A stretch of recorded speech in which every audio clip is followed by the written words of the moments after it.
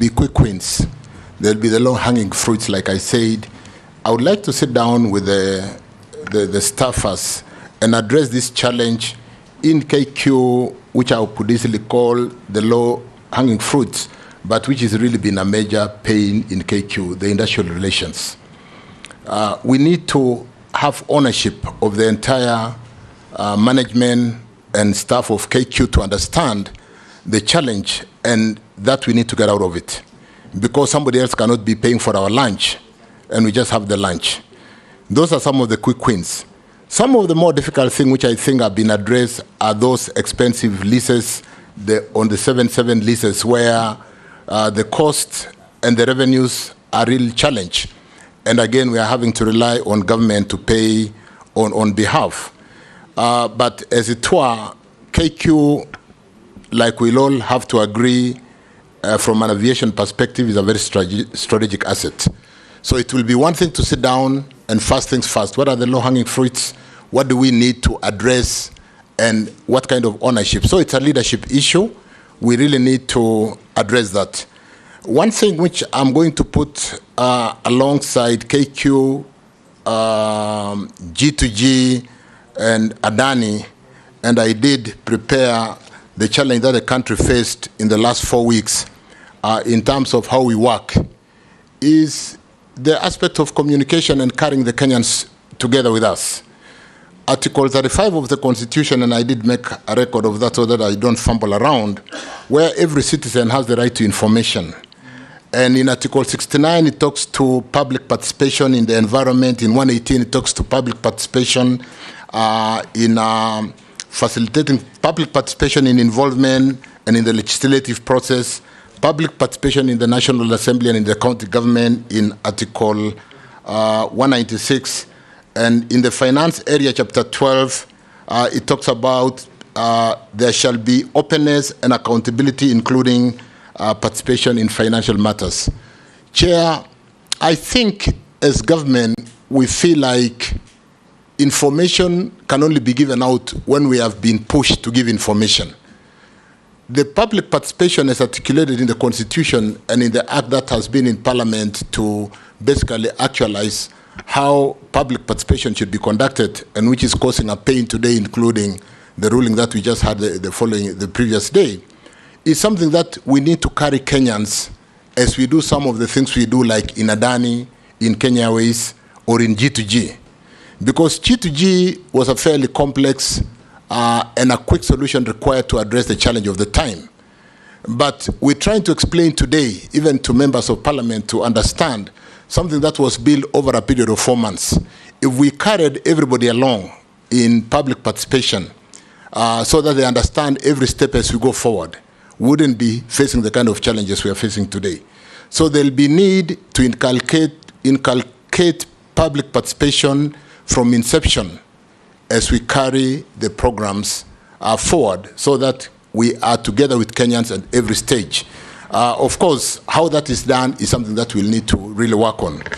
So really, I think we really need to address the challenge that we find ourselves doing what we believe is right for the country, but the population do not quite understand because we did not carry them along the whole journey.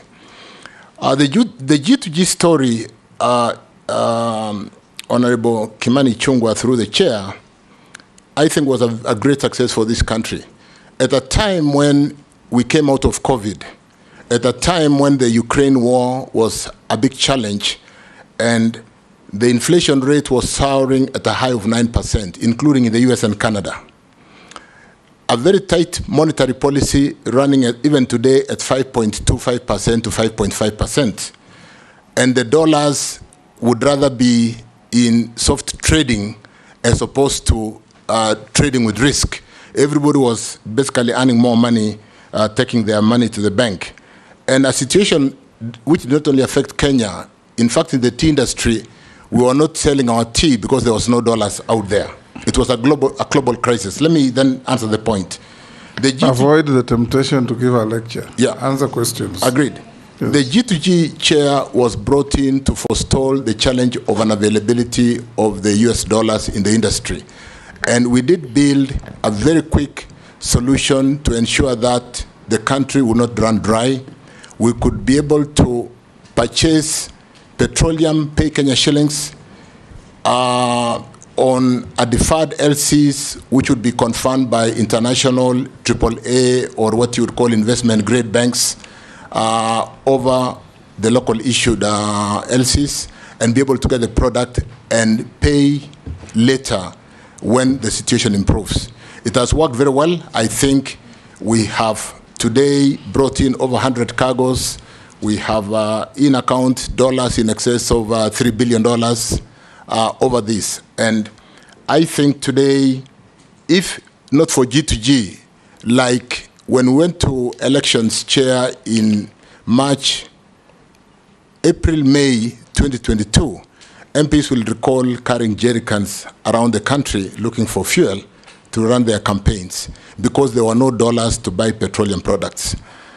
As regarding Adani, so G2G was great. I think it is something, Chair, when there's time and I write my book, it will be one of my legacy delivery to this country. Adani.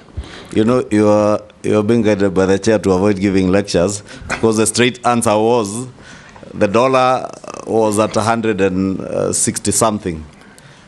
And part of the benefits of that is at 130 today. Thank you. 130 today. Thank you. Fuel prices, the prices were trading at then, and what they would have gone with respect to Adani, Chair, we look at Adani. We'll need, like I opened by saying, public participation, provide information, have a framework in terms of what you would call term sheet, in terms of what is the correct return on investment when we are bringing a PPP. If we agree that the return on investment is 12 to 15% internal rate of return, if we agree on the debt equity ratio, we should be able to really get Kenyans to understand, get everyone to understand, is Adani a deal we should do? Is it going to help Kenya? Vis-a-vis what I just said, this is an off-balance sheet upgrade of Kenya Airports Authority. If we can't do it as a government, can we allow a private sector player to do it on reasonable but competitive cost or return on capital? Thank you, Chair. Nat. Thank you, Chairman and Mr. Speaker. Mr. Speaker, I want to start by saying that and telling the nominee that I think, Mr. Nominee, the issue now that at hand that you need to explain to the vetting committee is that you are getting into a ministry that has a very high, huge pending bill that has no money essentially for development of new roads. You need to tell us how you are going to turn around that. What vision, what do you think you will do that will turn around that? That's number one. And number two, in November 2023, no, I mean in 25th of August 2023, during your tenure as Cabinet Secretary for Energy and Petroleum, the country experienced a national grid failure, you remember? And it affected many places, including the airport, including homes, hospitals, everywhere. And the then Cabinet Secretary for Roads and Transport took some decisions and reshuffled people at the airport and sacked some people. But on your side, nothing happened. What could be the reason, and what could have caused the disruption, or what could have caused the grid to collapse? And another thing I wanted to ask you is, you know, we have formed a new cabinet. We are vetting 22 members of parliament, members of the cabinet. And this is a broad-based government, as has been said by the president himself. But the effect of broad-based also is to have development in every part of the country. This country has suffered enough in the sense that there's skewed way of doing road constructions in the country. There are places like my neighbor here in Kikuyu, there is no road remaining, unless now we want to put overhead and overpasses and underground passes. And there are places where still there are issues of roads. What criteria will you come up with? Mr. Speaker, you need to protect me from my colleague. He can't say there are no roads remaining in Kikuyu when there are actually no roads in Kikuyu. You'll be protected. Thank you, Mr. Speaker. Ask your question. Mr. Speaker, so I was asking, what criteria are you going to come up with so that roads net distribution is done in an equitable and fair manner? Lastly, there was a road that was supposed to be dualed from, I don't know, here, Kabete or somewhere in Nairobi here, all the way to Rironi, all the way to Mount Summit Junction. And that's where, as we go, every weekend, what is the status? There was an agreement with the French government, but it has never taken off. So, Mr. Nominee, those 4 issues, if you explain. Yes, Davis. Then you may get a good report from me.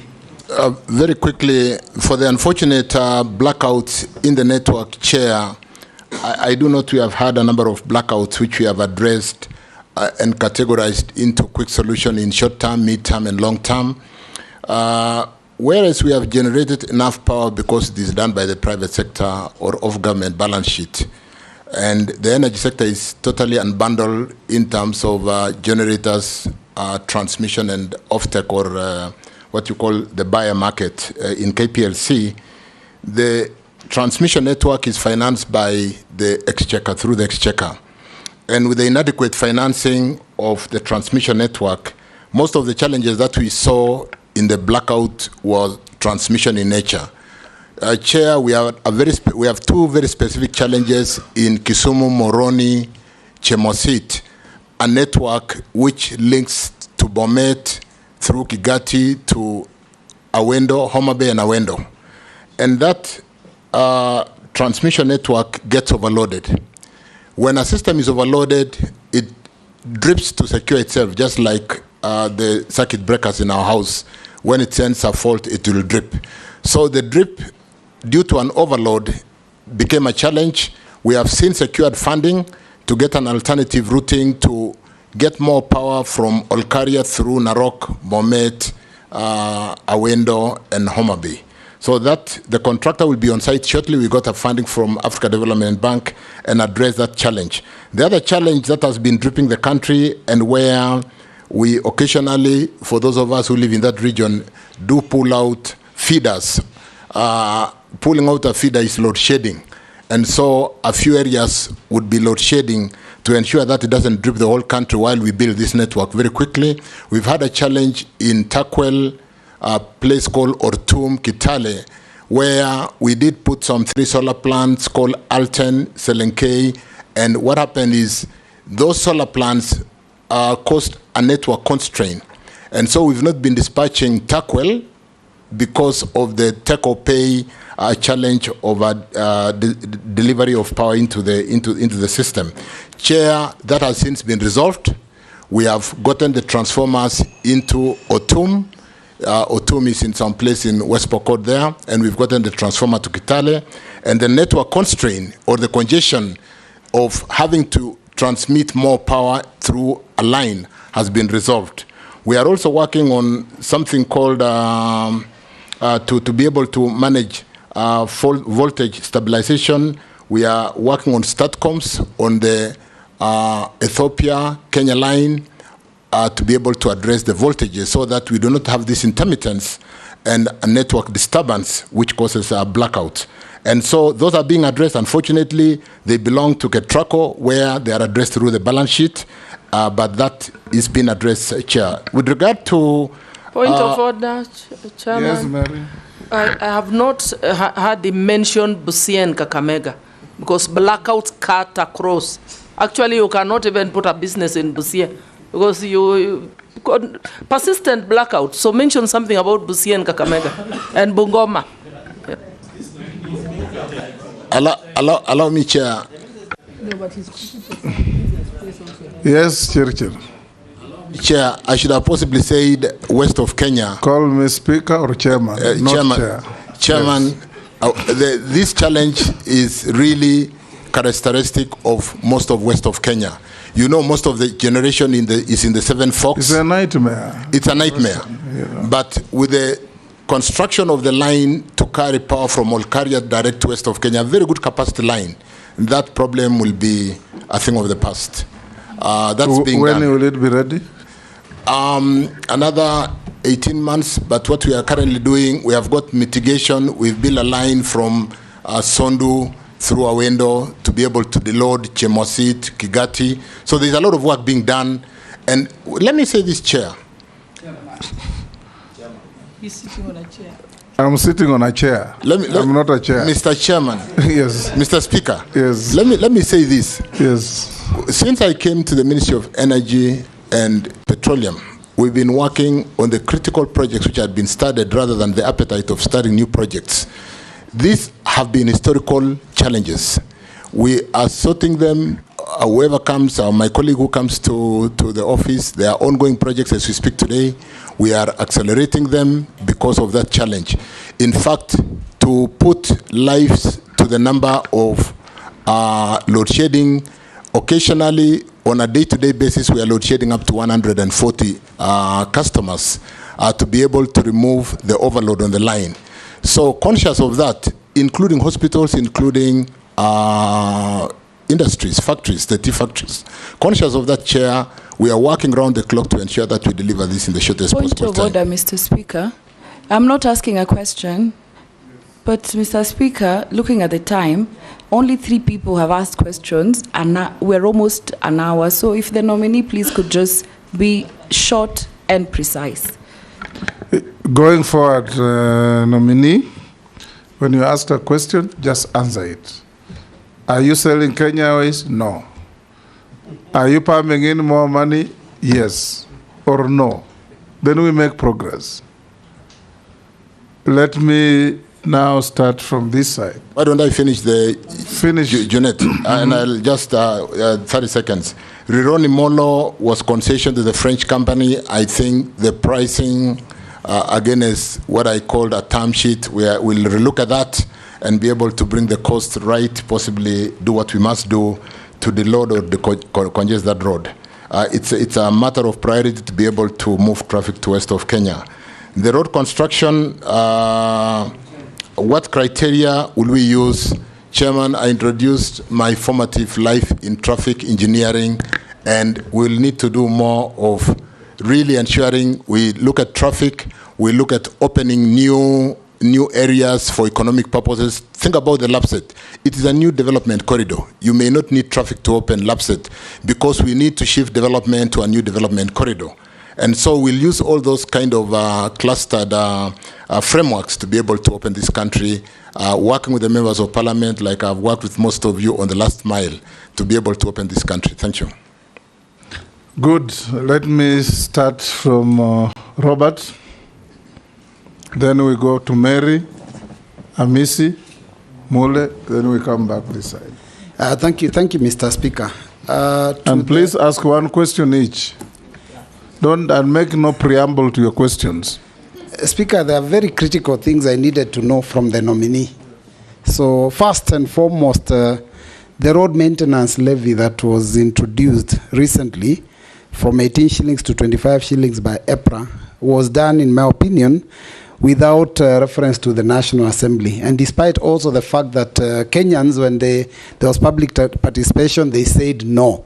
I would like to hear your opinion about that. And there's some clarity on the G2G deal. Why was National Oil Corporation of Kenya involved? Because there is a belief that it wasn't.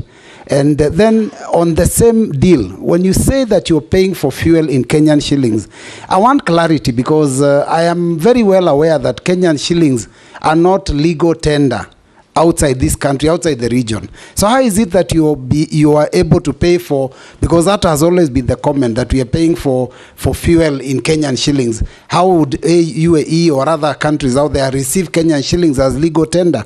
And finally, on the transport sector, which you're being dominated to, how will you deal with the 3 critical things? 1, road safety. 2, the menace of traffic police on the roads, and finally, of course, the high cost of transportation. Thank you, Chairman.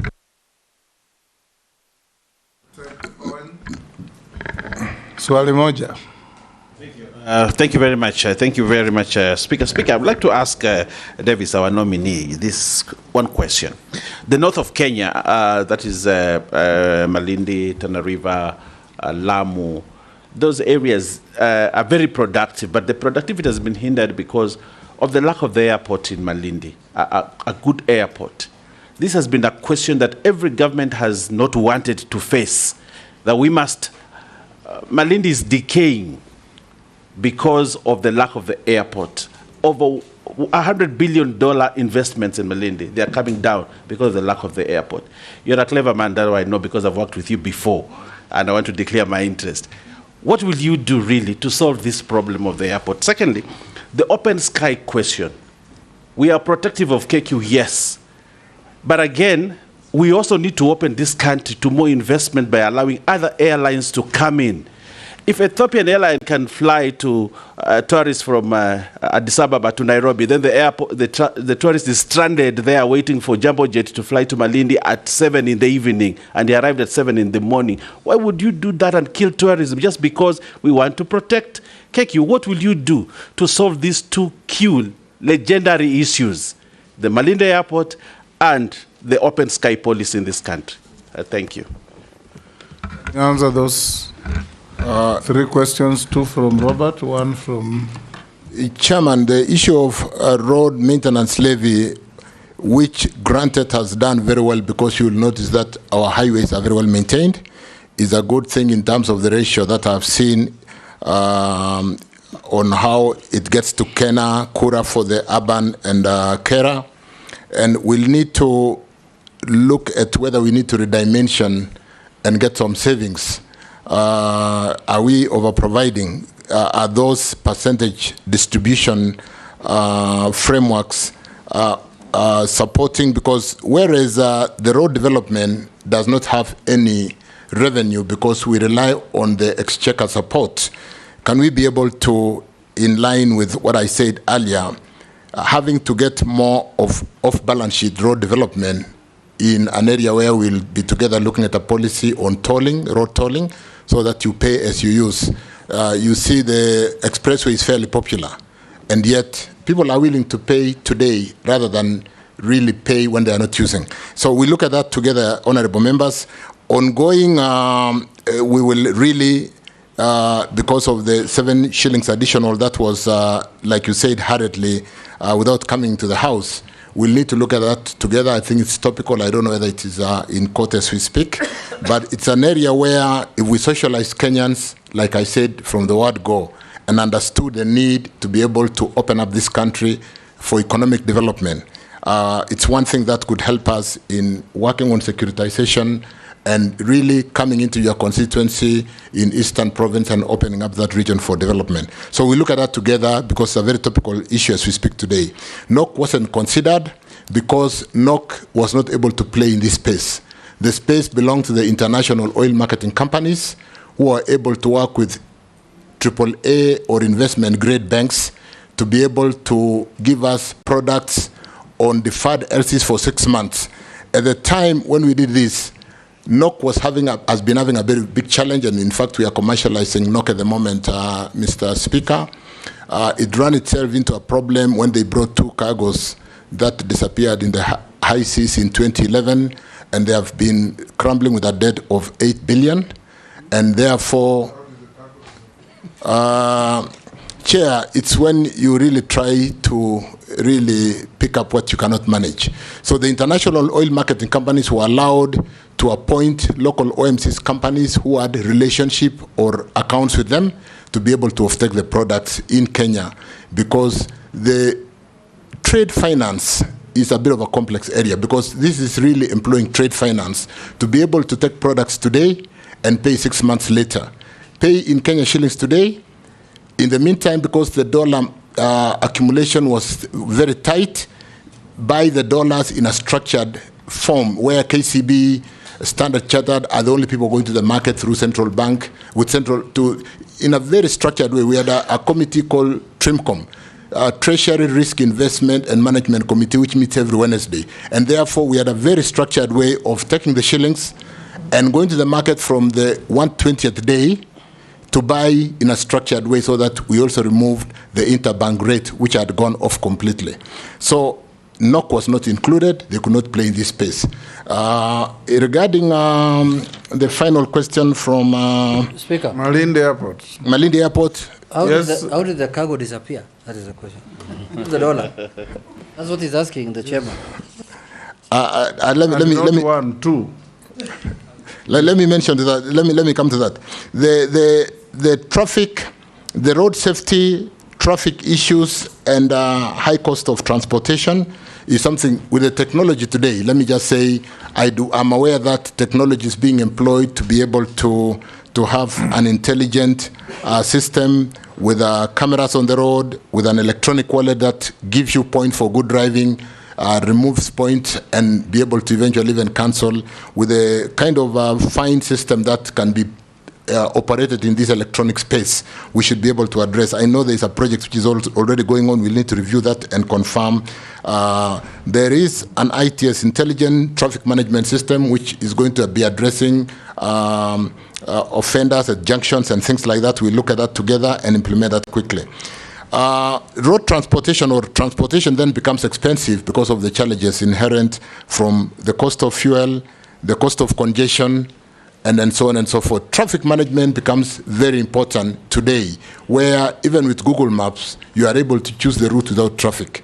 There is no reason why, when I'm coming from Bomet, Honorable Speaker, I have to drive into a dead traffic end and slip over in my Mayu escarpment, when I could have actually, because of traffic management technology, just go out through Naivasha and get to Nairobi in 2 hours, and instead end up sleeping in the escarpment, and yet the technology is there today. So we'll implement those aspects of traffic management together. Malindi, Mheshimiwa Owen, I know Malindi is passionate. It's a tourist destination. We'll need to sit down and work together and see, like, from a traffic perspective,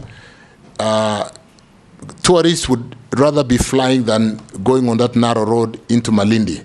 And there is no reason why we cannot sit together quickly and dimension upgrade of Malindi and be able to attract more traffic. But more importantly, look at how commercial that should be, so that we do not get into the kind of bending bills that we talk about. Open sky question vis-a-vis the reciprocal requirement as per regulations is something we need to look at together. I do agree with you, but it's happening. It's bound to be happening at a very hard time for KQ when they are struggling. So let's see, do we push KQ to improve as we open our skies with those reciprocal arrangements?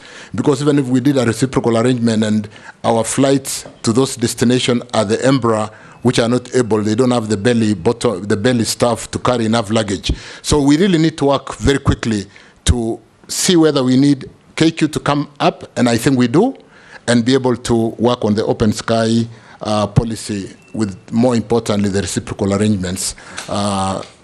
Speaker, thank you. Thank you very much, Mr. Speaker. Honour Davis, you've told us about your attempts to equalize provision of electricity in the country, and especially through the last mile. That's only 2 years, so it stands to be seen whether really there is anything feasible in that area. But now you go to roads. And as stated, there is great inequality in terms of road network in the country, and especially with what are known as stored projects, the stored roads. If I give you an example of Tharaka Nithi County, we have 3 roads started 10 years ago in 2014, and up to now we are still grappling with their completion. Will it be your policy that you will actually dedicate resources as a matter of urgency to completion of stored roads and projects, so that at least the network can, to some extent, be equalized? Thank you, Mr. Speaker. My name is Abdul Rahim Daud, MP for North Imenti, and I want to say I'm in the Committee of Transport, so I won't ask him transport questions. CS nominee, while you were in the energy sector, energy ministry, did you look at the fuel, the one we were told by Honorable Kiraito during his time as minister, that we had oil in Turkana? And if you did, why aren't we utilizing the refinery we had in Mombasa so that at least fuel could be cheaper than what it is right now? Because we are at the mercy of the big oil operators. Lastly, regarding, I don't know if I will ask, roads, they are the Mau Mau roads, you have heard of them. But those Mau Mau roads do not pass through the whole of central Kenya. It is just a portion of central Kenya. Will you think of extending it to the other part, Mount Kenya East as well? Because we do not have the Mau Mau roads. And we had Mau Mau even in Meru, Tharaka Nithi, and Embu. Thank you.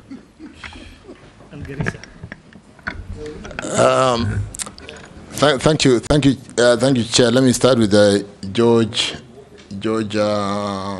Murungaru regarding the North Imenti and the concern of stalled projects in Tharaka Nithi. We do not have an option. We don't have an option. We've signed contracts. The interest will be piling. The bending bills will be piling. Unless we have a way of exiting, which I think they were considered before they were contracted, we'll have to look for funding solutions. And Chair, like I said, like the G2G, we have to think out of the box. Chairman. Regarding, so we don't have an option. We have to work on those roads. Chirchir, what these members are asking you is, assuming you get favor from this committee and you are recommended to be appointed to that ministry, what plans do you have to tackle pending bills other than complain about pending bills? I think that is what members want you to tell us. What innovative ideas do you have when you get into office, if you get there, to get pending bills out of the way and start embarking on new projects or stalled projects? Let me, it's a very tall order, and very fluid. Like David Kosing did raise, we need to look at securitization of the little revenues that we have in the road maintenance levy. Number two, why I said it's very fluid, depending on whether we are able to pull through the debate of the additional, that could be a very good area to fully securitize.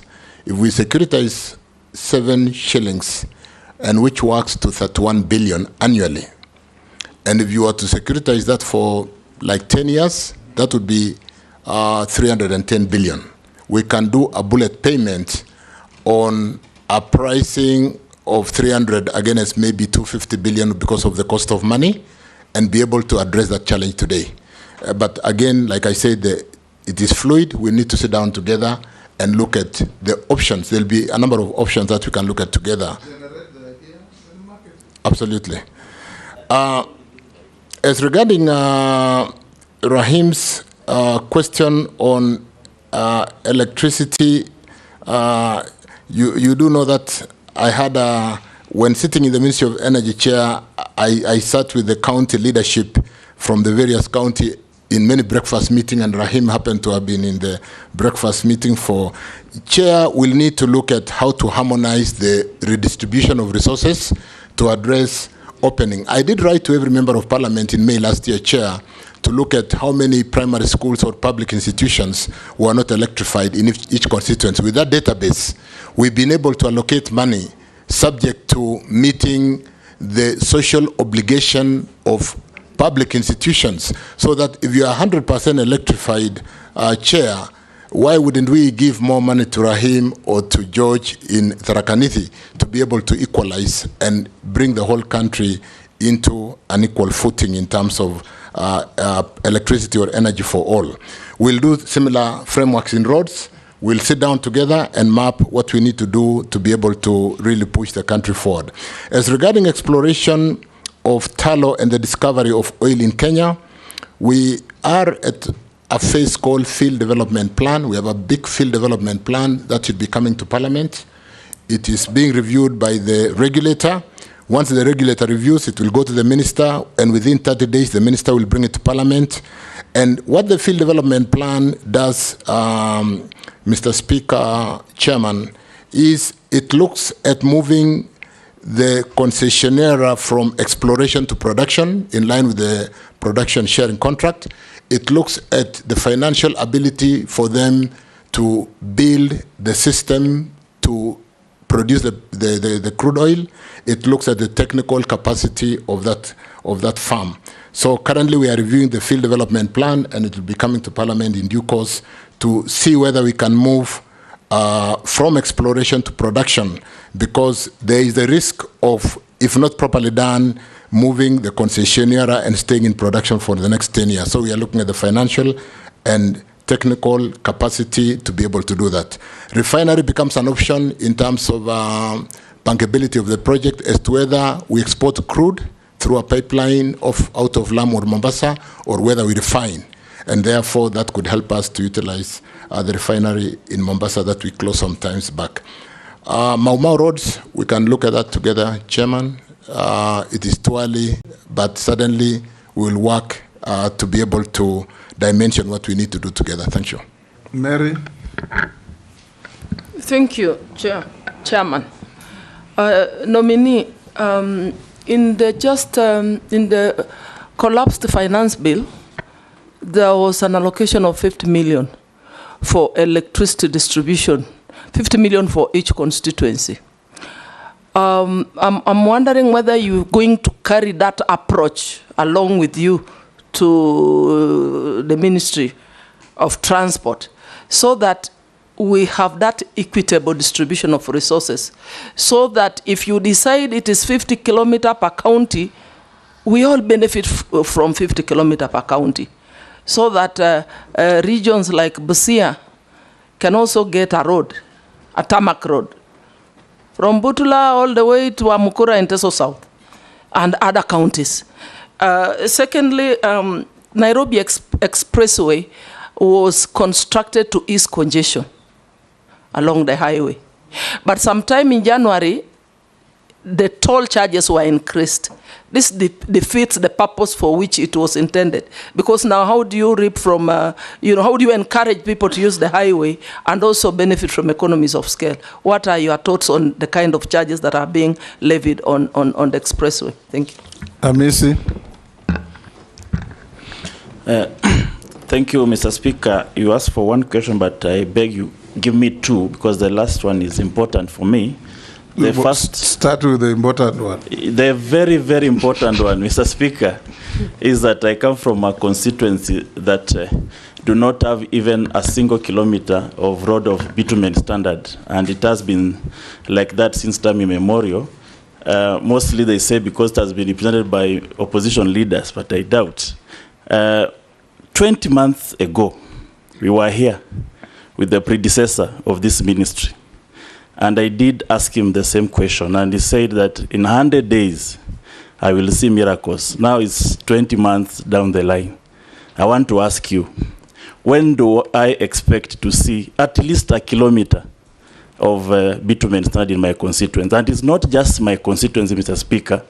It is a program that needs to check that there is equal distribution of road network across the country, irrespective of where the region falls, whether it's in opposition or in the government. But there must be a clear national rationalization program of all constituencies, so that if a kilometer is built in Mombasa, there is another kilometer built in Kitale. We must have that, so that the constituents don't think that it is a failure of a member of parliament, when it is actually the failure of proper program of the ministry. And then the question I wanted to ask, Mr. Speaker, is that our roads and infrastructure are majorly World Bank funded, and IMF, International Monetary Fund. Mr. Speaker, World Bank were financial institutions that started to reconstruct Europe after the war on Europe, after the World War II. There were proper development in Europe before. The purpose of World Bank was to reconstruct Europe after the World War II. including Japan and other Asian countries. Now, it is 80 years since the World War II ended. We are still reconstructing. The purpose of that World Bank is not commensurate to the issues of the global South. In this country, we've never had war, whether it's local, global, even the Mau Mau did not destroy any road. We cannot talk about a fund that used to reconstruct, coming to develop an underdevelopment. So, Minister, you are going to a ministry that is heavily, we know the roads network is capital intensive, but you are going to a ministry that is going to be heavily dependent on the Bretton Woods institutions, whose purpose of establishment is completely different for our developmental path of our country.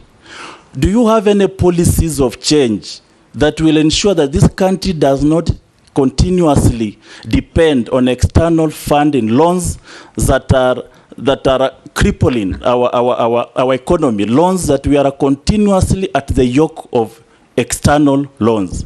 Which policies are you going to depend on them? World Bank, number one, and the IMF, or you are going to change? And in which way are you going to change? Yes, nominee. Let me start with Honorable Mary Emase's question on, yes, if we make it brief, let me just answer yes, we'll do some equitable distribution of resources. Mary, that's good enough. We'll do that. Yes. And I think that really answers Kalip Hamisi's question, Honorable Kalip, for Saboti. The Bank of Reconstruction being what it is today. The point of order, Mr. Speaker. That's how I was answered by the predecessor. I don't want to fall into the same. I just ask, do you have any rationalization program that will ensure, not just Saboti, that every part of this country has an equal distribution of red network, so that Saboti will also benefit? Thank you, Chair. I was not going to make the 30 days promise to Mheshimiwa, but I was certainly going to, like I said, in respect to the answer to Mary Emase Mheshimiwa, that we'll try to work together to see equitable distribution of resources, look at how to up this country economically, ensuring that we need to get the products to market. But more importantly, like I said earlier, what are the alternative funding options? I did make my opening remarks that we are doing our best in energy to get power to get into every corner of this country. And we are using a lot of off-balance sheet we are not getting money from the National Treasury. So to the extent that we today are having an unfunded commitment of about $1 billion, we will need to sit together to be able to look at the resources that come out of Treasury. Are we going to get it to the Ministry of Roads or State Department of Roads as printed estimates, or are we going to work together to equitably ensure that those printed estimates do cover every part of the country? Mheshimiwa Hamisi, I will really want to be a player in sitting down with all the honorable members to ensure equitable distribution. And like you said, what are the options of funding roads? We'll look at that together, more importantly, to ensure that we don't over-rely on the Bank of Reconstruction after the World War. We do have other options. Mukami. Thank you. Thank you, Chair. Thank you, Chair. There is a... Chairman. Okay. Okay. Honorable Speaker, a point of thank you. information. Yes, Honorable Speaker, allow me to solve this issue of chair and the chairman. And if you go to the dictionary, it actually says that one, as a noun, a separate seat for one person. Secondly, as a verb, a person in charge of a meeting. That I am not a chair. Go on, Mukami. Thank you, Honorable Speaker. Yes. These are, Honorable Waziri, there is a concern from the local contractors. They have raised concern about being overlooked in the awarding of contracts in the roads and transport sector. with the preference often shown for foreign contractors. This trade results in the repatriation of earnings. That means those contractors, the foreign contractors we are giving business here, they are not banking that money here in this country. What specific measures would you introduce to encourage the participation of local contractors and ensure they have a fair chance in the contract award process? Additionally, how will these measures help retain money within the country to boost our economy? Thank you. Nishi, be like your neighbor, one question. Chairman, I have two questions. One is a very short one because it is an ongoing problem which I've just witnessed in my constituency and other constituencies. But Chairman, I don't think it's fair. When you say one question, other people are asking two questions. I'm going to stop her after one. Thank you, Chairman. I've seen my colleague here, they have asked two questions. Dawood, Emase, Amisi, yeah. Thank you, Chairman. Chairman, my first question on the LAPSET project. This project has been a milestone from the last regime and even the current regime. And to me, this is a project where can be a game changer in terms of our economy, be it locally or internationally. Billions of shillings have been consumed, be it for compensation and even building of the port. Currently, what is the status in terms of operationalization in the LAPSET corridor? 2, what unique approaches are you going to do to ensure that we fully realize operationalization of this port of Lamu? My second question, on the same breath, do you have any specific programs you intend to employ to ensure that you create employment to our youth? Because this has been a thorn issue. In fact, even His Excellency the President has been talking about it, that we need to have a national conversation and we address the issue of unemployment, especially to our youth. Lastly, but not least, it is on the issue of duplication of road works among 3 entities, the county government, the Kura, and Kera. In most of cases, there are scenarios whereby a road has been built by the county government, Kura is doing some repair and maintenance, Kera is also doing some repair and maintenance, and you don't know which fund it's been lost just in the middle of that. So we need to have classification, a proper classification of roads, so that we know this road belongs to county government and these other roads belong to, they're under the entity of Kera, Kura, and Kenha. There is a lot of duplication, especially Kura and county government. For Kenha, I think it's okay. For Kera, it's somewhat okay, but Kura and county government. Thank you. Nominee, you know you are not a minister for roads yet, so you are only giving your futuristic plans if you get there.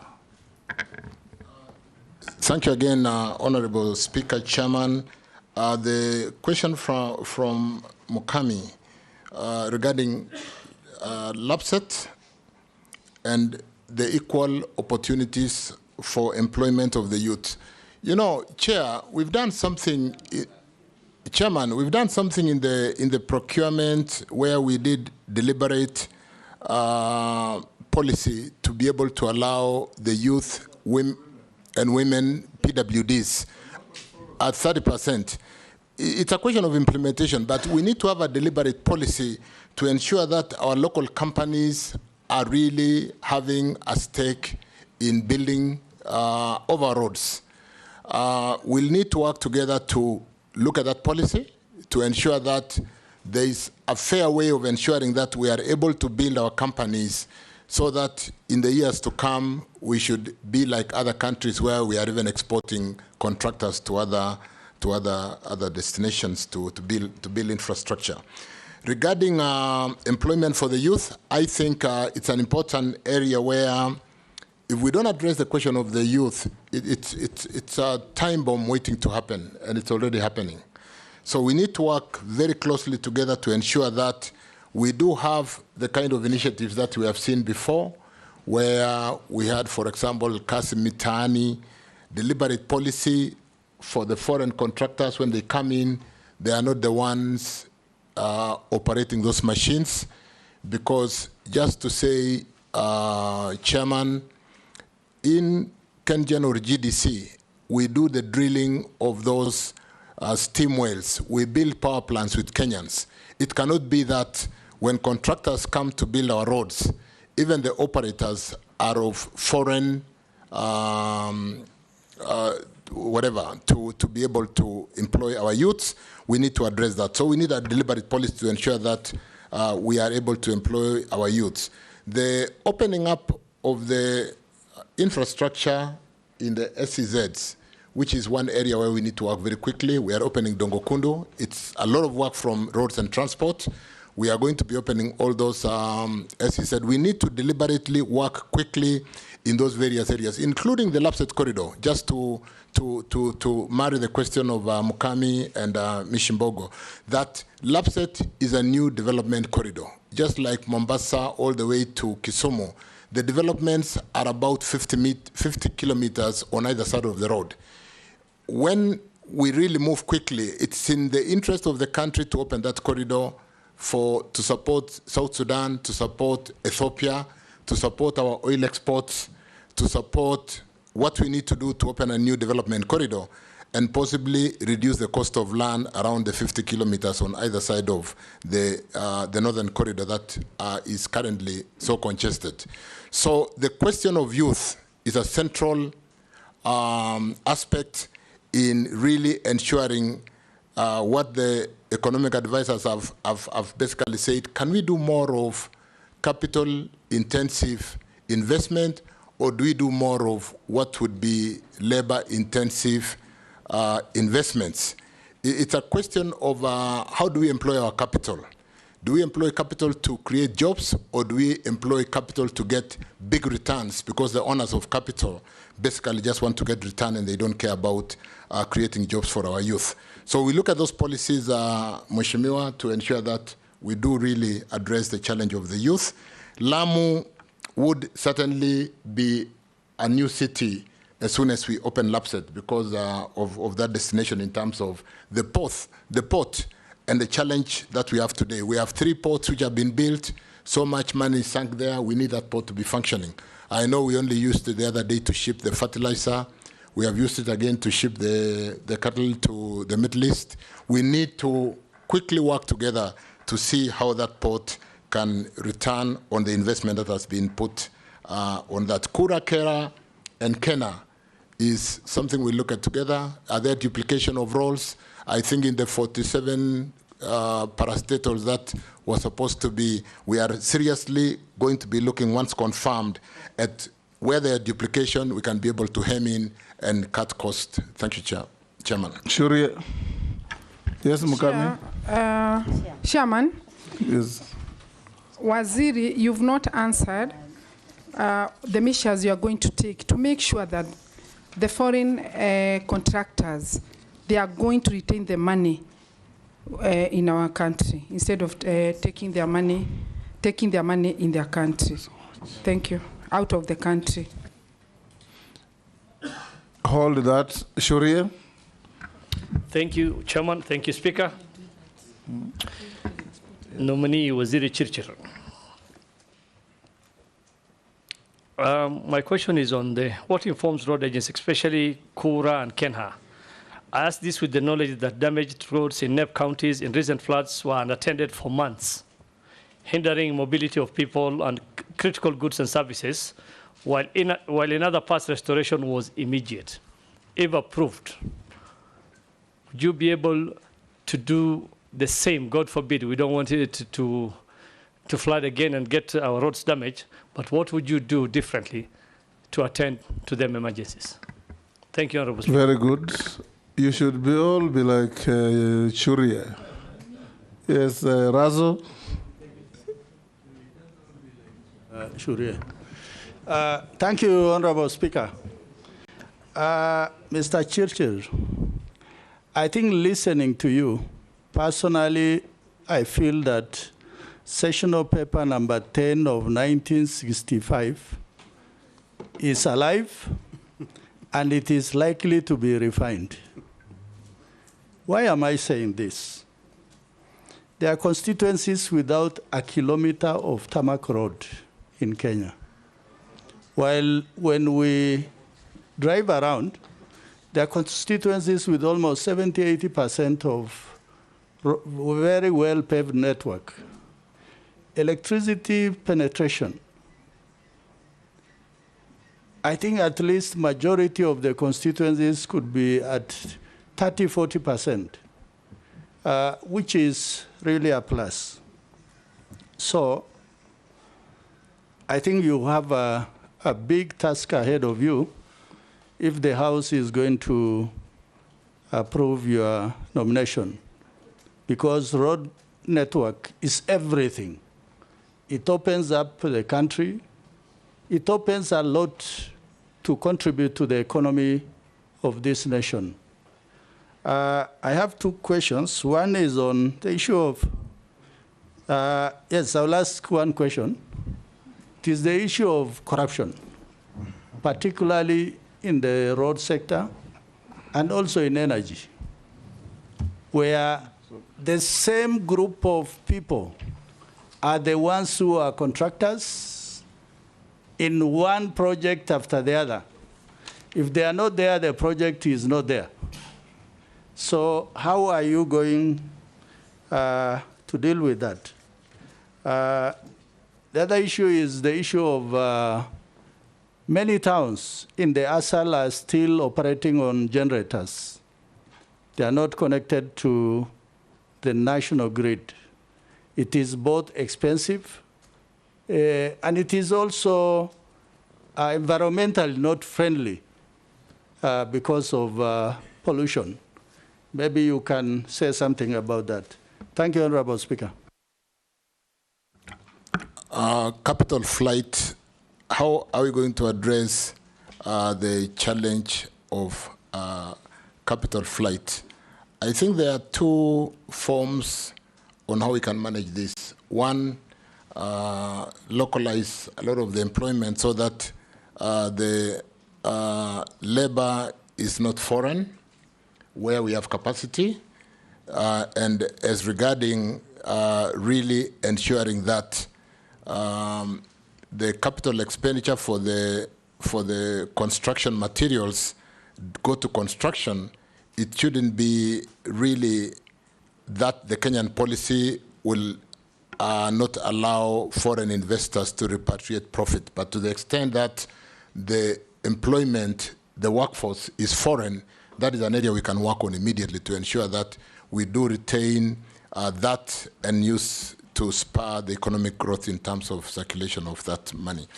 Surie Abdi, I think really we're going to sit down and work together as to whether we want printed estimates to come from Parliament so that we adjust the implementers because we have shared equitably from the House, or whether you want to allow opening of those areas like Lapset, for example, is a good example. Let me use this, Honorable Speaker, to explain that we need to open a new corridor. We need to open that great fertile area of Northern Kenya. You've said that 5 times. And therefore there is need to take infrastructure to open Kenya. Russell, Saku, you do know that we are moving from Loengalani. There is funding. The project is close to Marsabit. Saku is basically Marsabit, and we are moving to Moyale, coming down to where? To Isiolo. And what we're going to do, Chair. Thank you very much. I think you have said the issue of Moyale and Marsabit. But the issue is, why does it take some things to be done faster in some other parts of the country, but for us, we wait as long as until the cows come home? Is it that we are in the same country or we are in a different country, and what applies in one part does not apply to us? In fact, that is why I'm saying Sessional Paper number 10 of 1965 is alive and it is kicking very hard. Thank you, Mr. Speaker. Chair. You are not born when it was written, were you? I don't know whether we should invert the sessional paper and ensure that LAPSET will do it. When I've just used LAPSET as an example to say we need to open up the open areas of Kenya and ensure that we do develop, ensure that we do have electricity, we do have roads, we do have water to be able to move out of the congested development corridor. It's more of a development corridor. I don't think we are going there because of the services. We just want to make the land useful, ensure that we move the population out to those areas. I just did mention in passing, as an example, Leongalani, Marsabit, and Moyale, which is a project ongoing, and we are going to make sure that we do have step down and feeders to support the people in those communities. LAPSET, I think we've talked so much about LAPSET. What are we going to do about corruption in roads so that the same contractors are not the same people just winning the tenders all the time? I think it is basically fidelity to the law. There is a procurement process. I go to the ministry, and I'm going to ensure that we do streamline whatever is not right.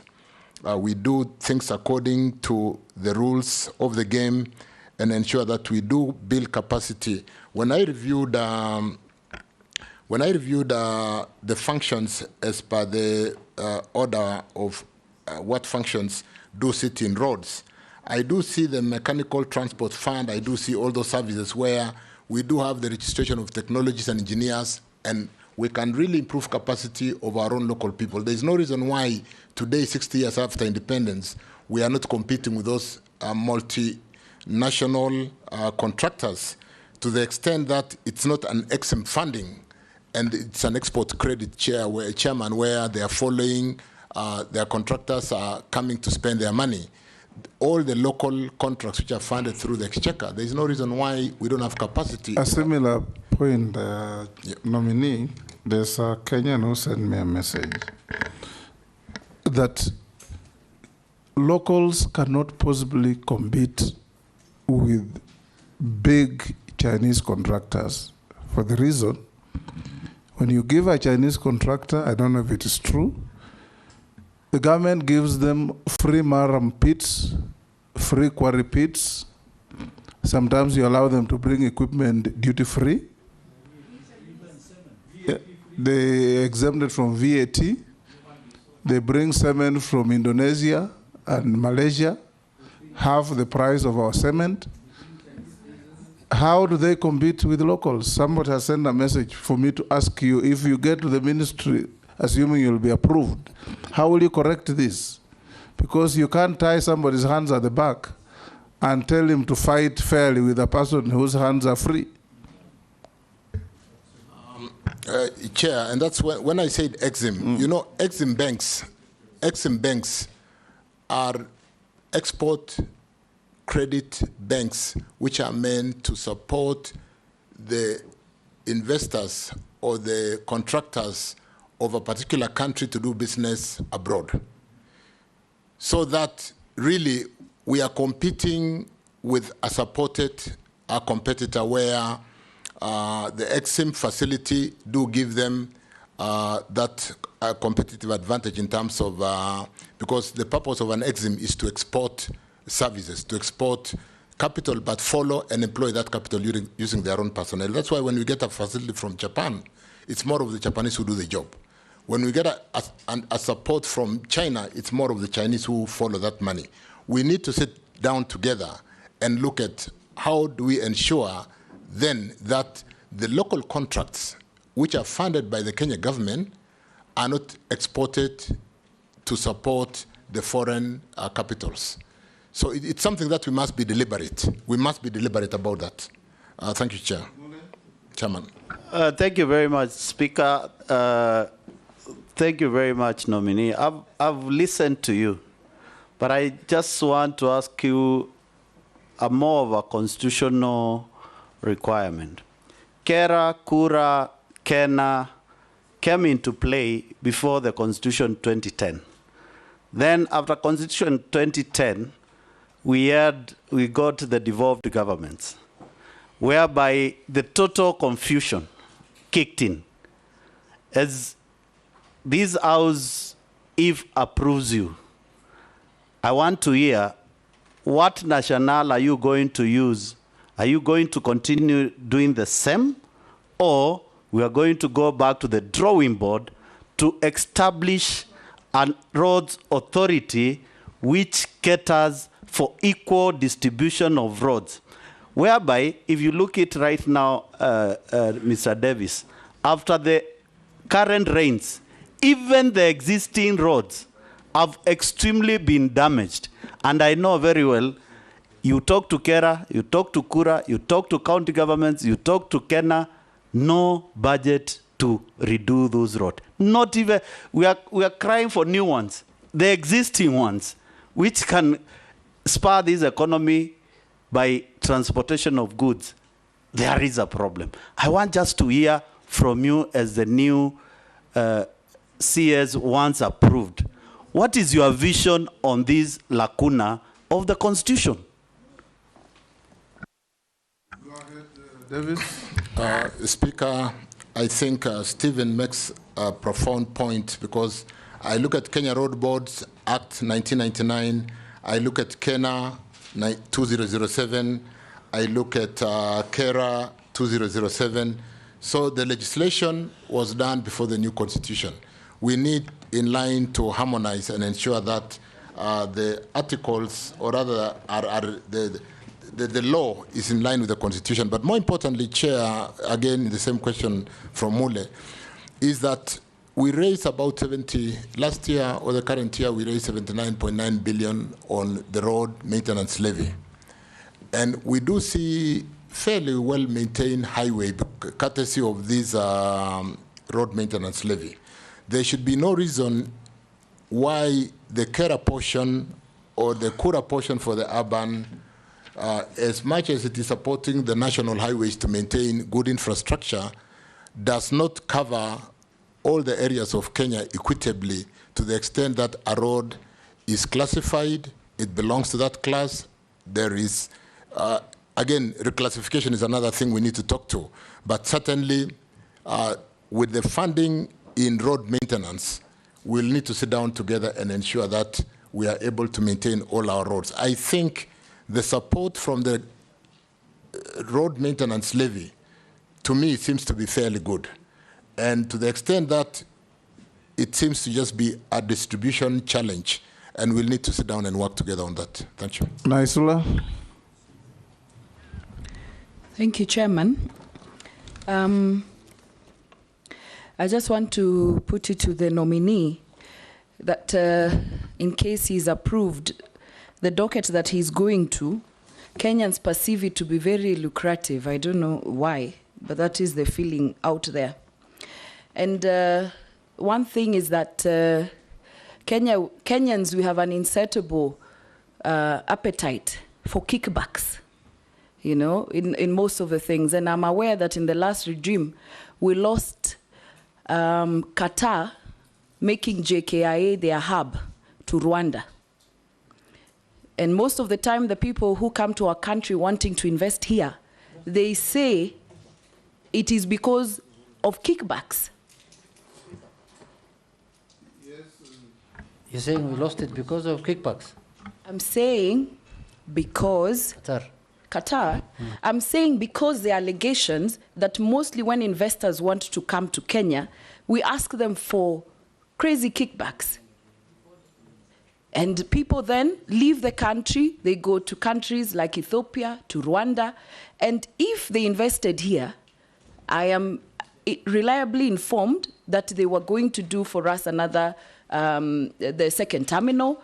We would, you know, so instead of the kickback, we would have gotten investment. They would have helped us with infrastructure of even the existing one. I want to just ask. Chair, on a point of order. You know, we're also getting information that we didn't know. Honorable Lesuda said in the last regime, did she mean the outgoing cabinet secretary who the honorable... No, the previous... That is not a regime. I thought she meant the regime in the ministry. No. So is I'm the saying outgoing, the regime. former regime? Yes. The I know where you're going with that. I am a very objective legislator. Yeah. And so allow me to ask this question. Where you were the chair budget. Anyway, let me carry on. And so, in case you find yourself in this office, and we have people, for example, like Emirates, we have people like Etihad, or others who would want to come with the same offer to our country. I would like to get your view on what you think of such partnerships, which for me I think would be beneficial to our country. It is on the same thing that I've been pushing for the non-motorized transport, where we take care of our cyclists, where we take care of our pedestrians. We cannot be having roads for the minority who are driving, and then our people who are walking and cycling, who are the majority, are squeezed at the corner of the road, and we are killing them every other day, bicycles. But the argument is that the money is not enough for it, because we have enough money for kickbacks when you get a road, but you don't have money to do the footbridge and also to do the pedestrian. Lastly, is that I just want to pick your view on loans versus development. You know, we are asking for roads, and then where do we get it? You know, your view on whether, you know, we'll still have capacity to do loans. Mr. Speaker, allow me, this is a question from someone whom I think it's an important question, where someone is asking that I ask the nominee, in case you find yourself in the office and you find out that the Star Times, which monitors SGR in real time from it actually, and he's confirming that he has seen it, SGR monitors, Star Times monitoring SGR in real time from its headquarters in Beijing. When you visit Star Times headquarters in Beijing, there is a room with big screens mounted on the wall, monitoring every terminus of SGR in real time. Even if this infrastructure was funded by a loan from China, why should monitoring be done in Beijing?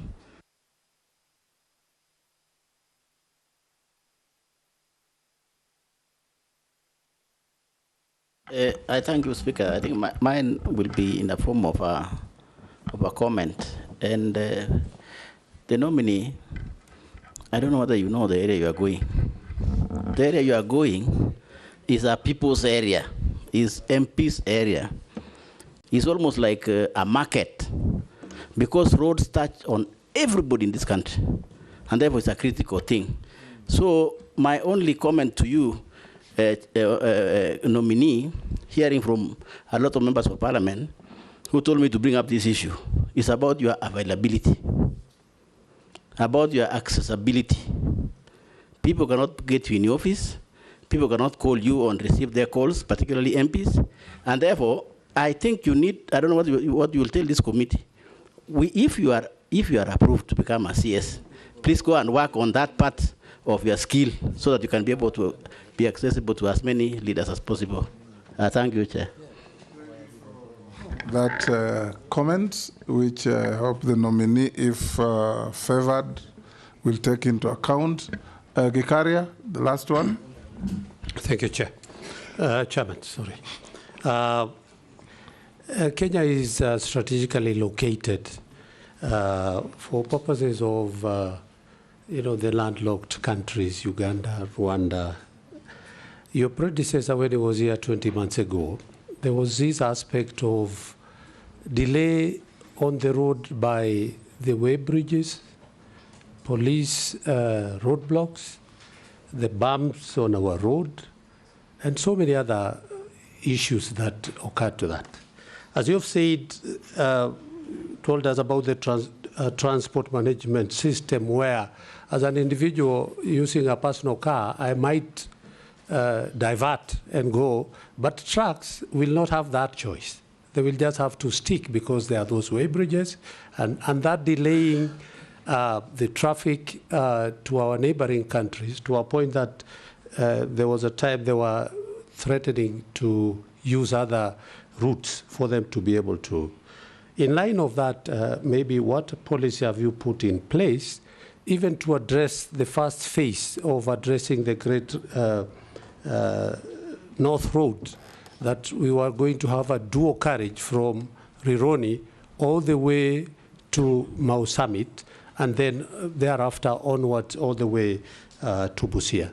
So maybe, by that time, the minister had indicated that the dual carriage would be starting, I think, in a year ago, but it has not started. Secondly, the economic survey of 2024. In 2023, the road carnage accidents, 9,960 accidents, 4,324 lives lost, 10,762 serious injuries, 7,799 minor injuries. What policy are you going to bring in to address the road carnage and road accident in the country? Thank you, Chairman. Thank you. Davis? Thank you, Speaker. Let me start with Naisola's lucrative nature.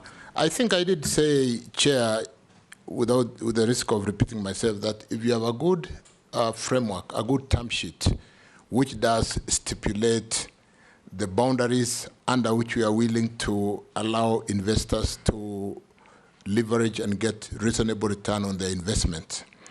And because the PPP Act of 2021 do allow competition, even when it's a privately initiated project, if before the closure of the project, Qatar comes and puts in another privately initiated project, and if the rates are more competitive, it should be good for our economy.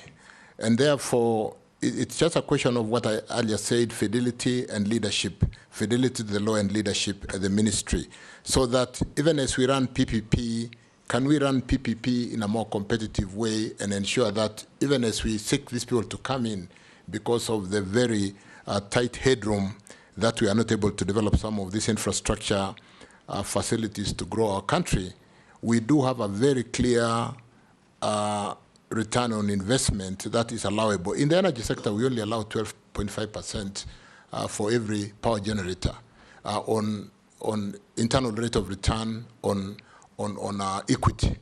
We do not allow a share debt equity of more than 25.75 because debt is cheap. And we really should be able to work on an economic model. And if we get a second investor who is more competitive, because the PPP Act allows competition, we should be able to address that and ensure that we give the best for our country.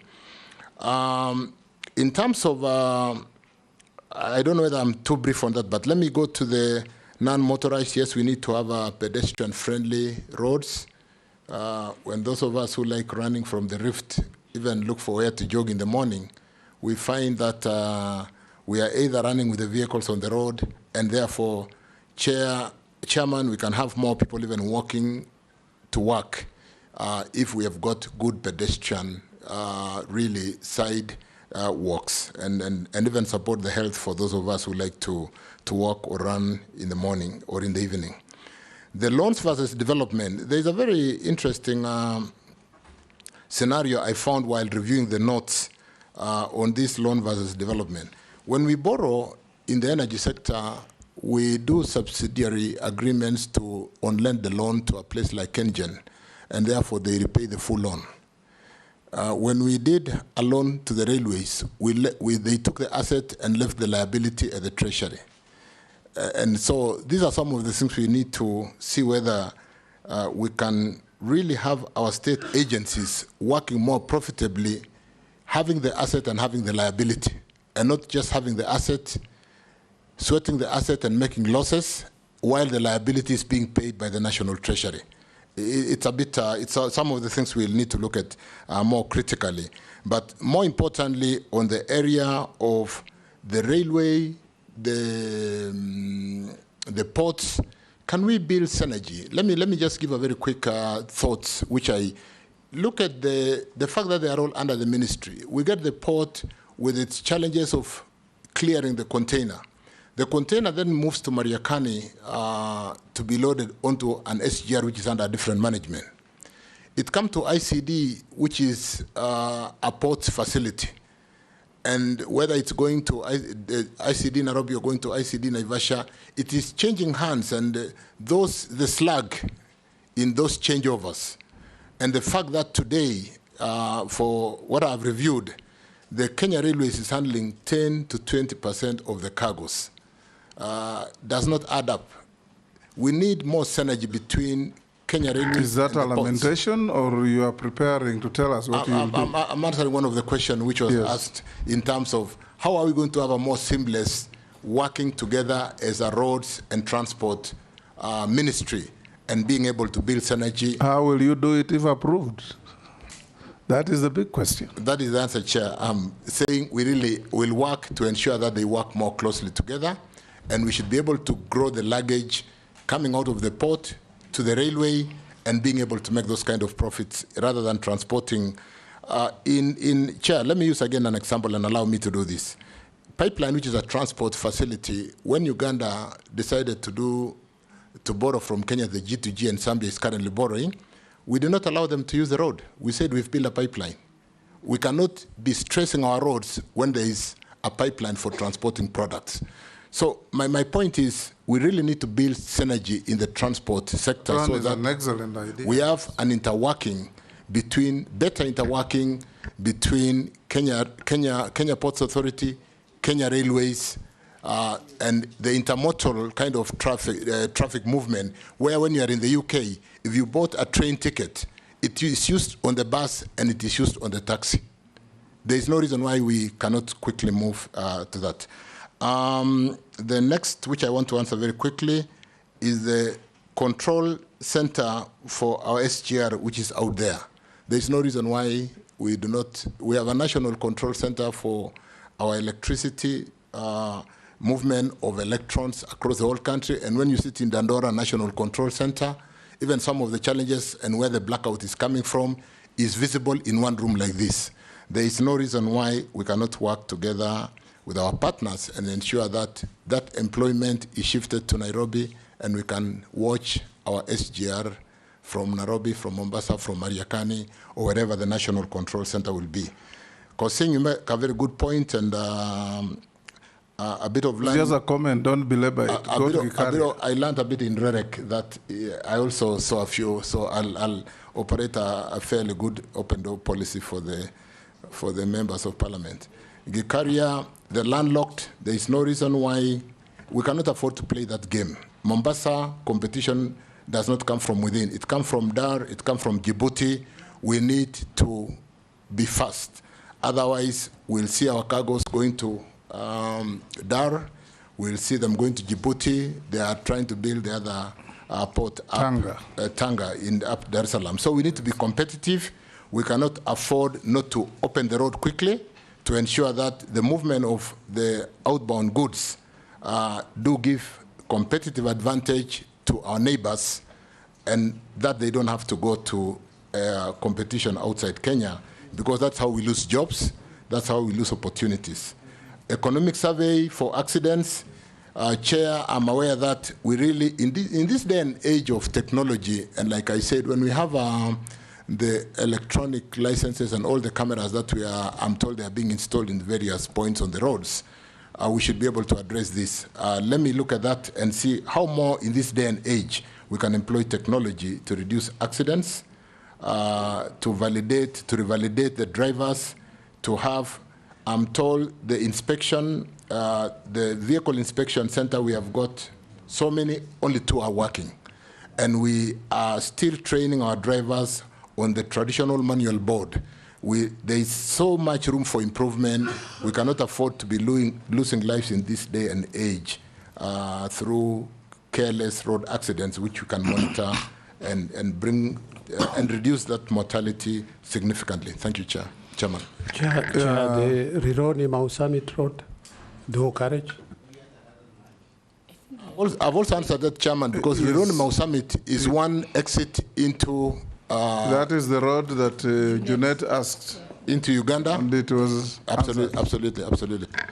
Nominee, a few people have asked me to put the following to you. Tanzania is doing an electric SGR.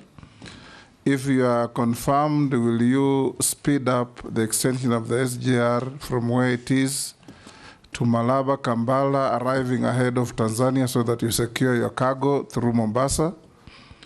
Number two, Kenyan from, I believe, Meru region.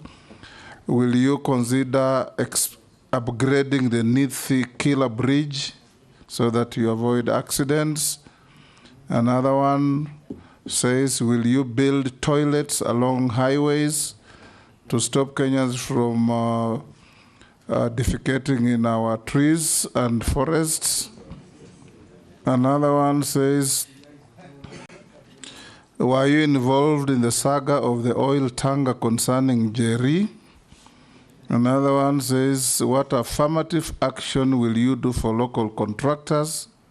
And will you enforce the law on local content in contracts with foreigners? Let me I read another one from somebody who says, ask Honorable Chirichir whether there is any PPP deal that he signed in the Ministry of Energy, and if there is one, what are its terms? I have one here too.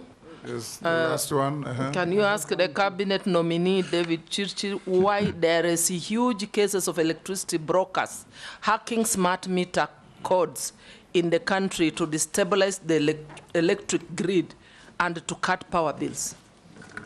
Mr. Speaker, one person has sent me, Ministry of Transport gives PSC requirements for engineers, hence they only advertise engineers registered by EBK, and they don't include KETRAB, which is Kenya Technology Registration Board, who are graduates in Bachelor of Technology in Civil Engineering.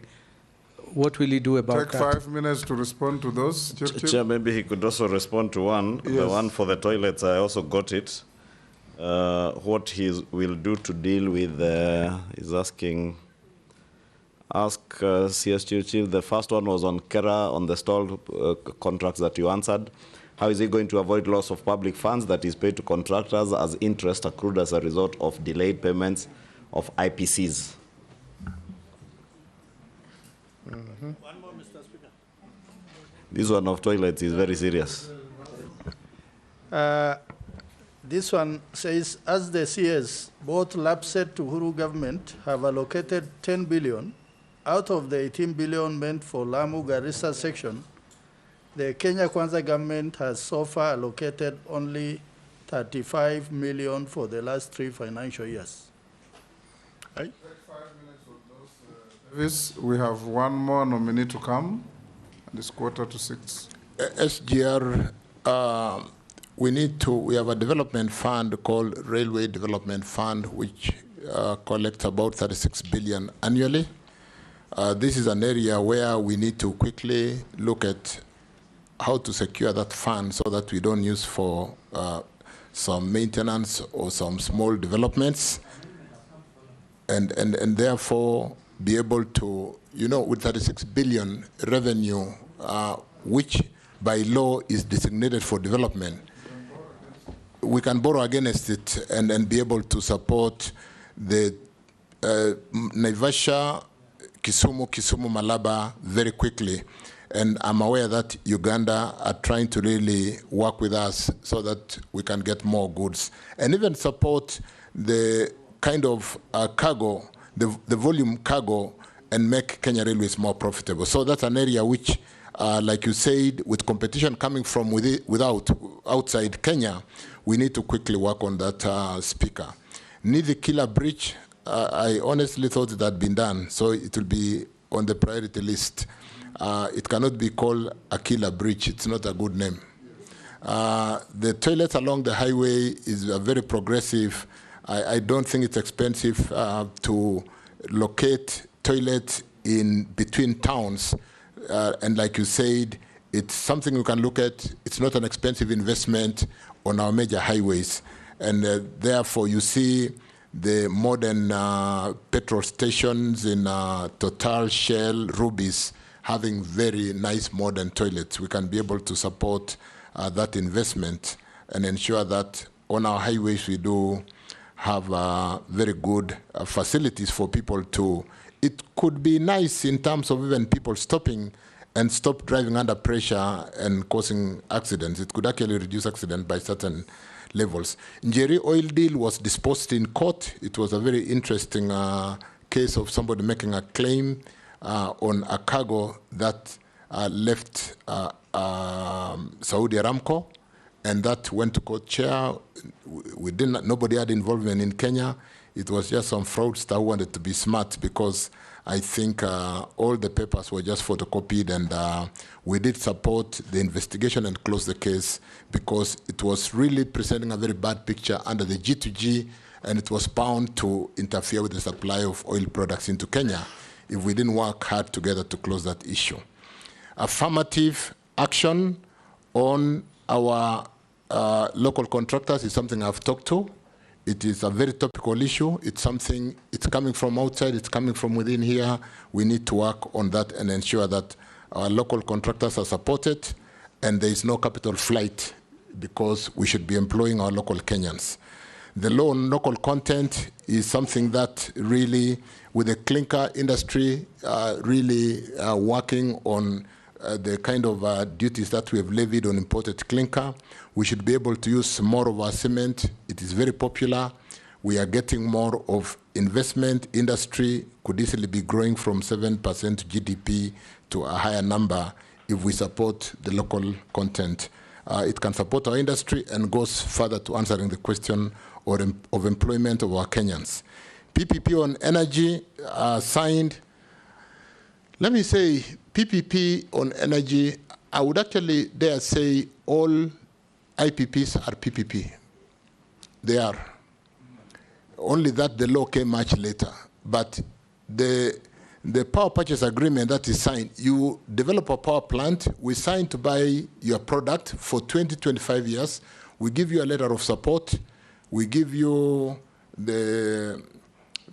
now we are using the ATIDI. We've got a very innovative trade insurance which can help us to forestall having to address the headroom of borrowing on or liability on government balance sheet on what we call the partial risk guarantee. So we are now using the ATIDI, Africa Trade Insurance Facility, and therefore, yes, there are many PPPs in energy. We have a very clear framework under EPRA, like I said, a term sheet, which dictates what is allowable to be able to have the tariffs right. There's a long waiting list of power generators. There's a long waiting list of people who want to build transmission networks. And unless we get the correct return on investment in line with our term sheets as developed by EPRA, it would be expensive to the economy. So we are working on that. Yes, we have a number of them. But there are none signed lately. You do know, Chairman, that Parliament did put a moratorium on power generation. And we're beginning to have a concern on whether we will not be load shedding by 2027, because I said we're currently developing power for 2027, 2028. And with a moratorium sitting in Parliament, we could be looking at a load shedding unless we work together. So that's just a side comment. Interest on delays. Interest, what? Let me get from Ichungwa the interest on delay. I didn't get that properly. Asking.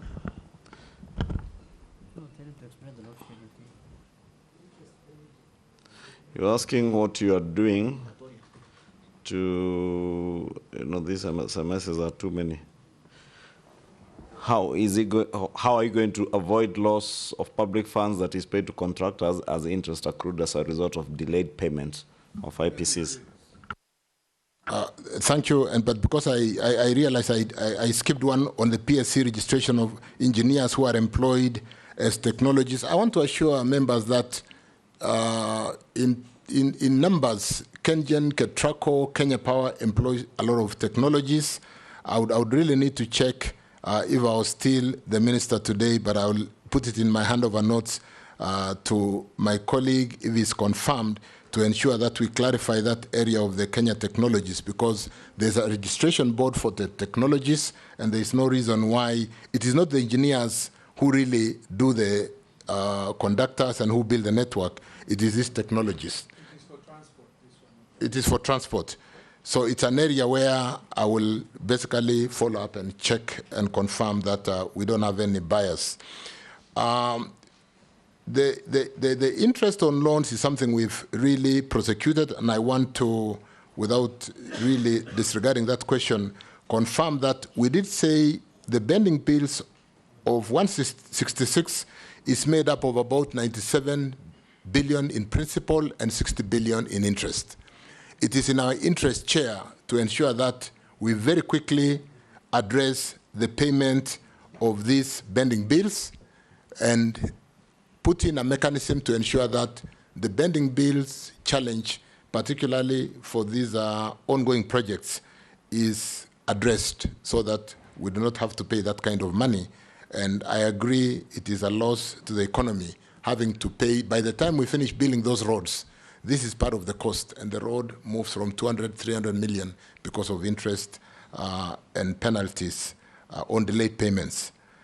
LAPSET, Russell, what was the question on LAPSET?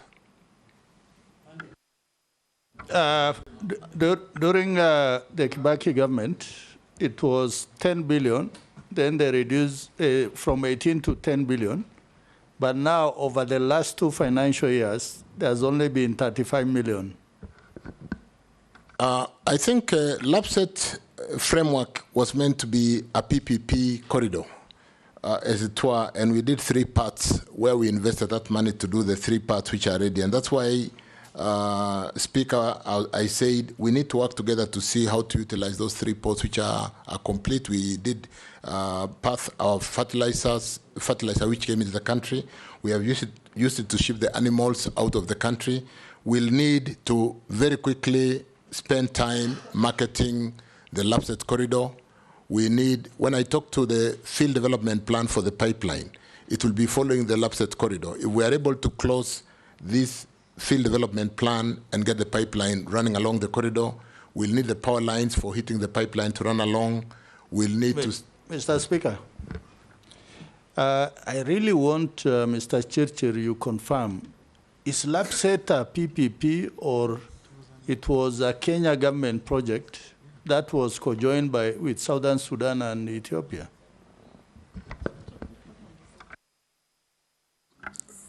So, Chair, I will confirm when I go to office. But for now, let me not make commitments because, like I said, it's a very important corridor that Kenya can leverage. It was conceived as a project between Kenya, Ethiopia, and South Sudan, and partly Uganda. That's why when it was launched by President Kibaki, and I was the foreign minister, Mele Zenawi from Ethiopia was present, Salva Kiir was present, and Museveni sent somebody. It was a dedicated port and corridor to be co-developed by these countries. And so let me follow up. Like I said in my earlier comments, it's a very important corridor. It helps us to open a new development corridor. It helps us to have a second competitive port to support Mombasa, which is kind of congested. You know, Changamwe is fairly congested, and helps us to be competitive as compared to our neighbors, given the fact that whereas we are serving significantly Uganda, Rwanda, DRC, northern Rwanda and DRC using Mombasa, Lamu, apart from opening a new development corridor for Kenya, will leverage on South Sudan, Ethiopia, because of the challenges of Djibouti today and South Sudan and the challenge they have using the Sudan to export their products, and even the challenge they have with the pipeline at the moment. Thank you, Chairman. In just 2 minutes, can the nominee, you said 2027 we may go to load shedding. Just tell us in 2 minutes, now that you're leaving that ministry, what do you mean? He said Parliament put a moratorium on the development of new power projects. Did you say that? Yeah. Yes. Can you... When I came into office as a Minister for Energy and Petroleum, there was a moratorium which had been put by the executive, and I have since gone to Cabinet to lift that moratorium.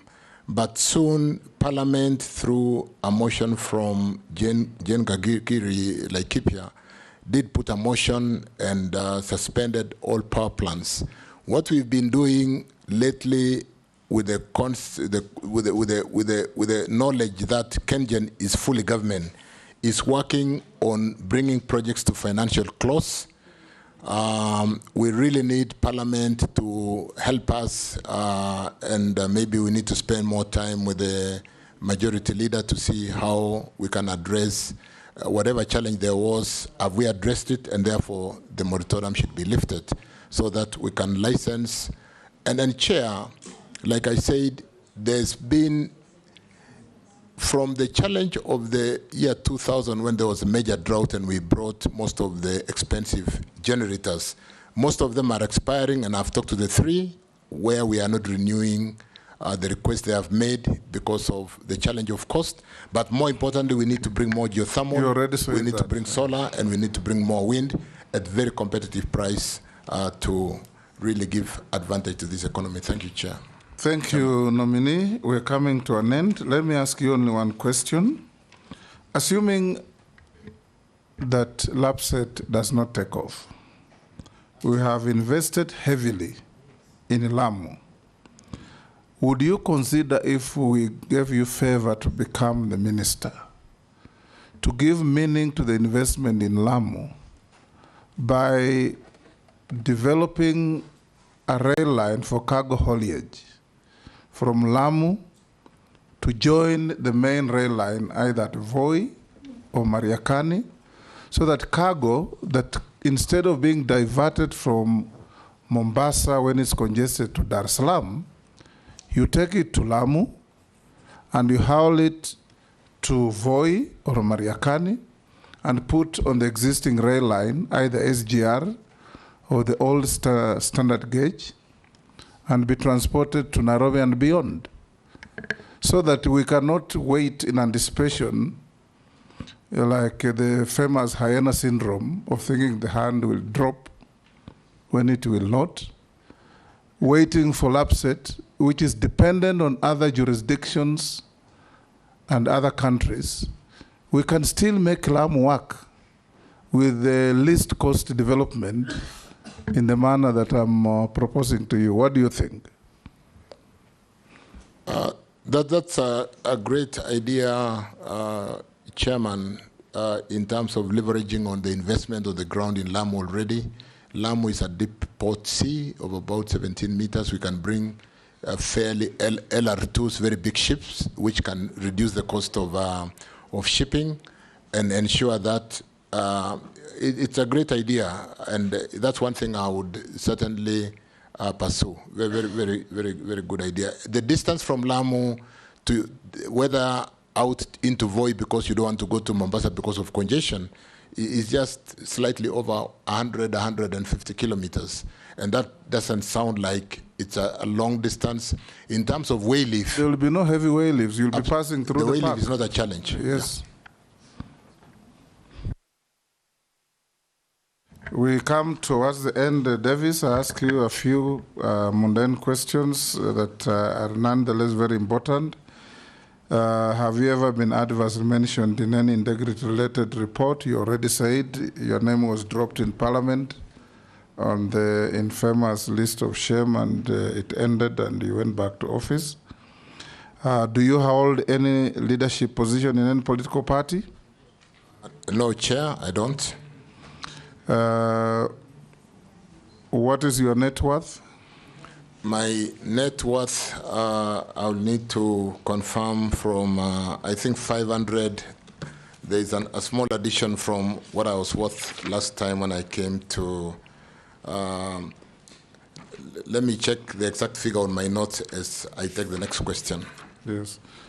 Check, so you check the next question. We have checked your documents against what we have.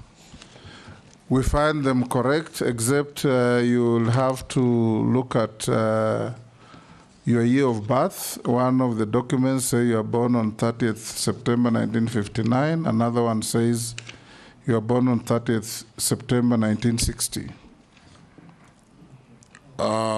The correct date is 1959.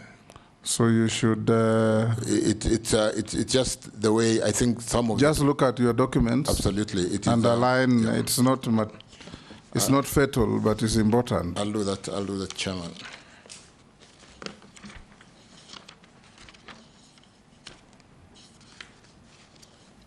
Where is this wealth? Where is the wealth? Net worth.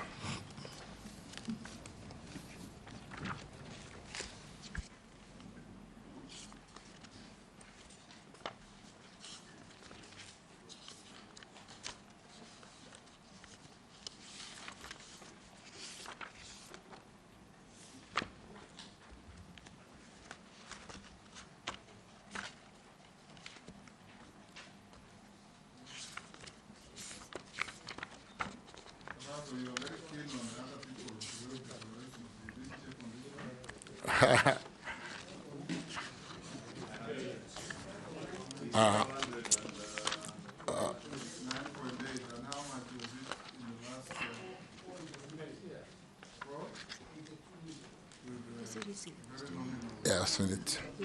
I've seen it, Chair. It is 509,800,000. 509,800,000.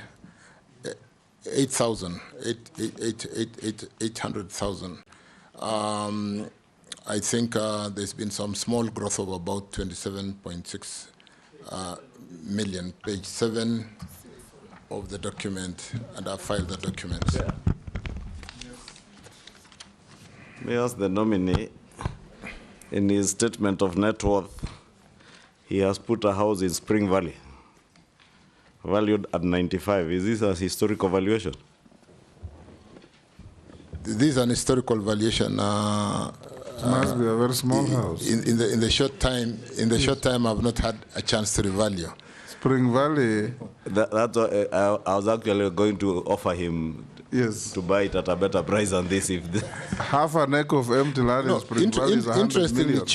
Interestingly, Chairman, these are assets we bought when the value was 9 million.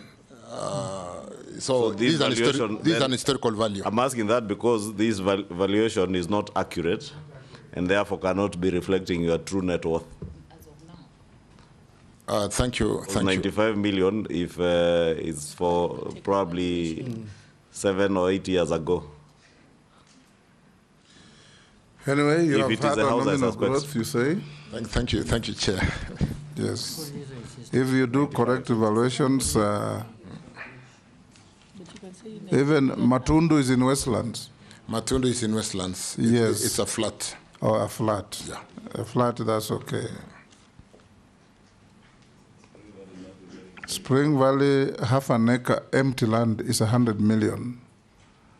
So if you have a house on it, it must be much. This is an historical value, Chair. I do agree. Thank you. Yes, that's okay.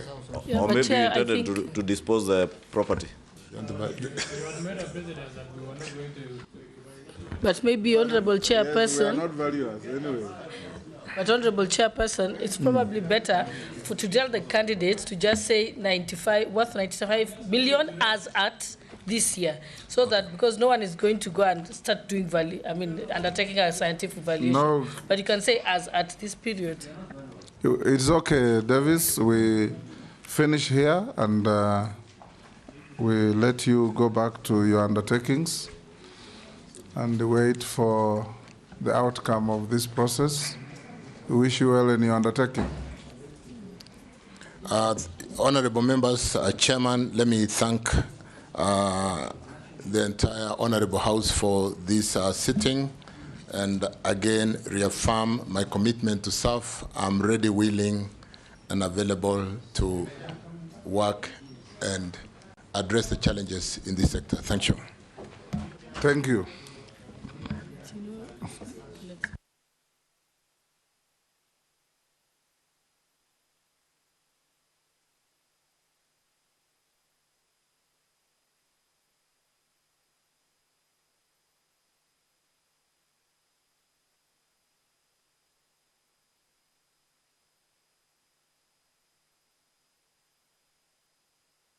Members, we have one more to go. 5 minutes break. Do a 5 minutes break. Then we start, order members.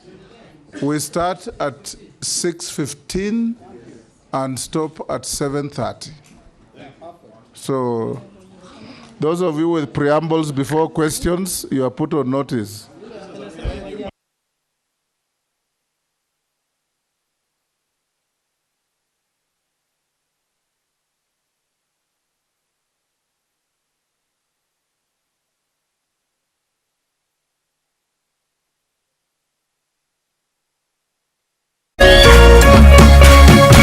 Kameme TV, Muthegi wa Rũrĩrĩ.